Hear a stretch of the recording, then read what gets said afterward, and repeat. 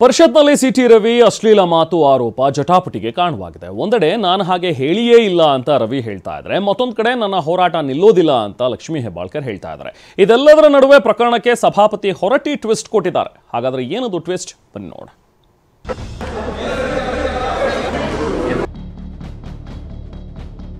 ಯಾವುದೇ ಕಾರಣಕ್ಕೂ ಸಿಟಿ ರವಿ ಅವರನ್ನ ಕ್ಷಮಿಸುವಂತ ಪ್ರಮೇಯನೇ ಇಲ್ಲ. ಅವರಿಗೆ ಶಿಕ್ಷೆ ಆಗುವವರೆಗೂ ಈ ಲಕ್ಷ್ಮೀ ಹೆಬ್ಬಾಳ್ಕರ್ ಸುಮ್ಮನೆ ಕೂರೋದಿಲ್ಲ ಅಂತ. ಸಿಟಿ ರವಿ ಅಶ್ಲೀಲ ಪದ ಬಳಕೆ ಆರೋಪ, ನಾನಾ ಸ್ವರೂಪ, ಪೊಲಿಟಿಕಲ್ ಟರ್ನ್. ಕಾಂಗ್ರೆಸ್ ನಾಯಕರು ಮಾತ್ರ ಸಿಟಿ ರವಿ ತಪ್ಪು ಮಾಡಿದ್ದಾರೆ, ಸಾಕ್ಷಿ ಇದೆ ಅಂತ ಹೇಳ್ತಿದ್ದಾರೆ. ಆದರೆ ಇದೀಗ ಅದು ಮುಗಿದ ಅಧ್ಯಾಯ ಅಂತ ಸಭಾಪತಿಗಳು ಹೇಳಿರೋದು ಪ್ರಕರಣಕ್ಕೆ ಟ್ವಿಸ್ಟ್ ಸಿಕ್ಕಂತಾಗಿದೆ. ಆದರೆ ಸಚಿವೆ ಲಕ್ಷ್ಮೀ ಹೆಬ್ಬಾಳ್ಕರ್ ಮಾತ್ರ ನನ್ನ ಹೋರಾಟ ನಿಲ್ಲೋದಿಲ್ಲ ಅಂತ ಮತ್ತೆ ಸಮರ ಸಾರಿದ್ದಾರೆ. ಗೋಮುಖ ವ್ಯಾಘ್ರಗಳು ಇವರೆಲ್ಲ. ಈ ರವಿಯನ್ನ ಯಾವತ್ತೂ ಕ್ಷಮಿಸುವಂತ ಪ್ರಮೇಯ ಬರೋದಿಲ್ಲ. ಸಿಟಿ ರವಿ ಪ್ರಕರಣ ಈಗ ಕ್ಷಣದಿಂದಲೇ ಮುಗಿದ ಅಧ್ಯಾಯ. ನನಗೆ ಯಾರೂ ಕೂಡ ಒತ್ತಡ ಹಾಕೋಕೆ ಆಗಲ್ಲ.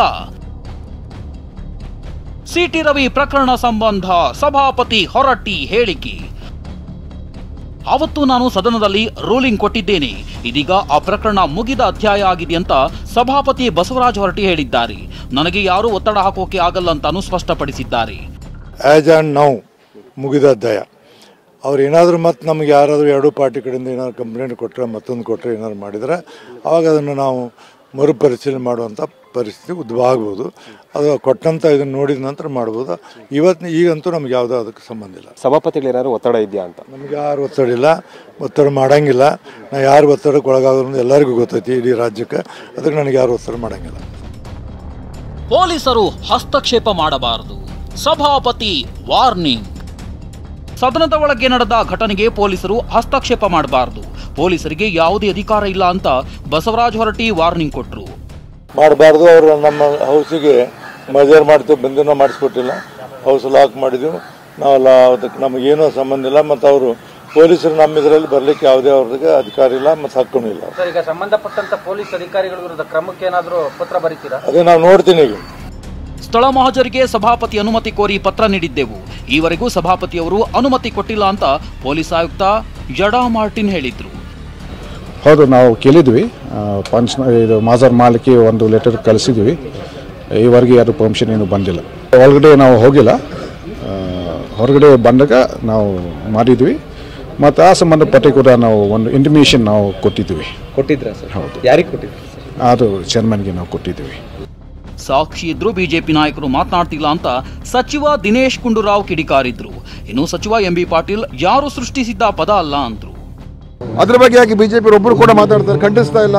ಅದು ಅದರ ಹೇಳಿದೆ ಸರಿ ಇಲ್ಲ ಅಂತ ಹೇಳ್ತಕ್ಕಂಥದ್ದು ಕೂಡ ಆ ಕನಿಷ್ಠ ನೈತಿಕತೆನೂ ಇಲ್ಲ ಅಲ್ಲ. ಯಾವ ಹೆಣ್ಮಗಳು ಕೂಡ ಇವತ್ತಿನ ದಿವಸ ಅವರು ಸೃಷ್ಟಿ ಮಾಡ್ಕೊಂಡು ಹೇಳುವಂಥ ಪದ ಅಲ್ಲ ಅದು.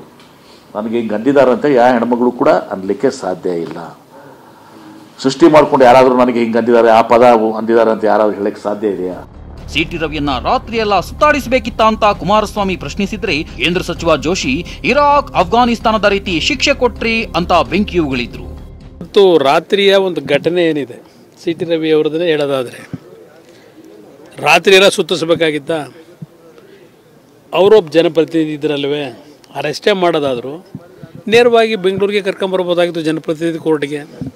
ಅಕಸ್ಮಾತ್ ಆಗಿ ಫಾರ್ ಎ ಮೂಮೆಂಟ್ ಅಂದಿದ್ದಾರೆ ಇಲ್ಲೋ ಅಂತನ್ನೋದು ಸಭಾಧಿಪತಿಗಳ ಹೇಳಿಕೆನೇ ಫೈನಲ್.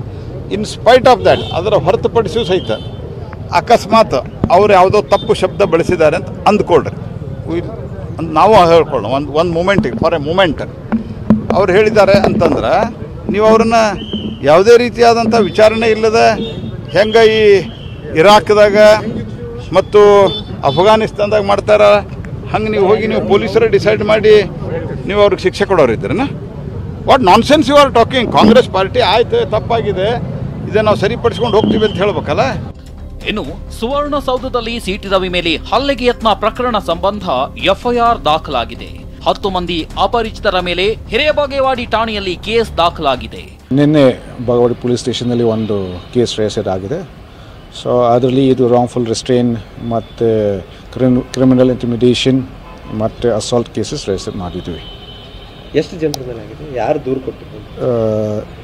ಎಷ್ಟು ಜನ ಮೇಲೆ ಅದು ನಾವು ಏನೂ ಮೆನ್ಷನ್ ಮಾಡಿಲ್ಲ, ಯಾಕಂದರೆ ಇದು ಎಲ್ಲ ಫುಟೇಜ್ ನಾವು ತಗೋಬೇಕು, ನಾವು ಪರಿಶೀಲಿಸಿ ಮಾಡಬೇಕು.